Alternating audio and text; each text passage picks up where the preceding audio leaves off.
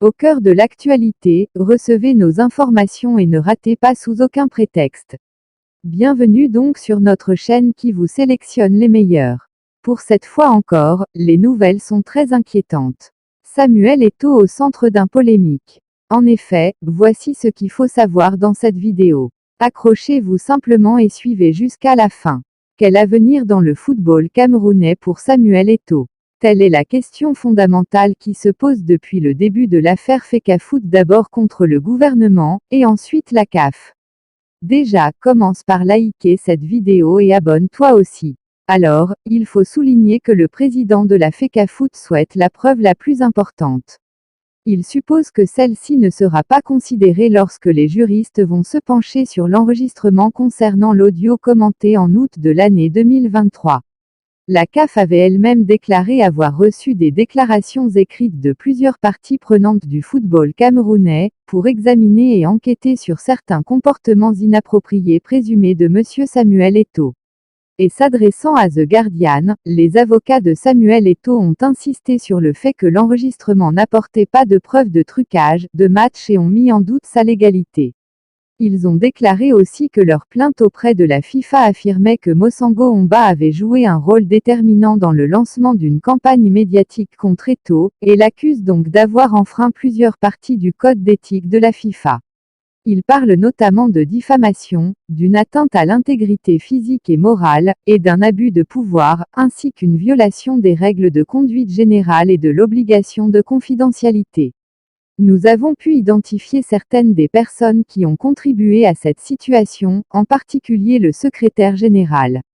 Telles sont les déclarations de l'avocat d'Eto'o, Antoine Vey, au Guardian. C'est lui que nous mentionnons dans notre plainte. Nous nous demandons qui a enregistré cette bande et dans quel but.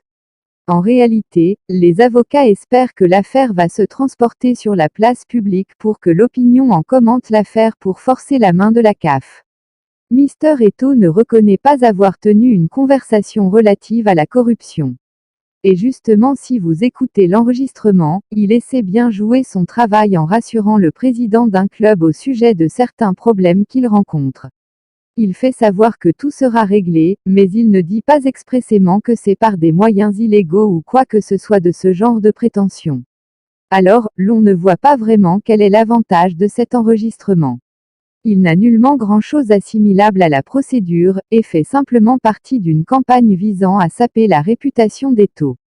Voici alors la version des avocats de Samuel Eto'o. Ils pensent que la enquête ne repose sur rien et qu'elle n'a été ouverte que pour faire de la publicité négative avec pour ambition de salir l'image du président Samuel Eto'o. C'est la position de Maître Vey, l'un de ses avocats. Par conséquent, nous n'acceptons pas leur façon d'agir. Si nous prenons la chronologie, nous ne comprenons pas pourquoi l'audience a lieu maintenant alors que ce n'était pas le cas en août dernier. Nous voyons donc que plusieurs utilisent ce genre d'absurdité procédurale juste pour créer de fausses nouvelles à son sujet. Ne gardez pas cette information pour vous seul, partagez pour informer davantage. Merci donc à vous chers abonnés d'avoir regardé cette vidéo jusqu'à la fin, laissez votre avis en commentaire et surtout, n'oubliez pas de vous abonner si vous êtes nouveau à la chaîne et d'activer votre cloche de notification. À très bientôt pour une autre vidéo.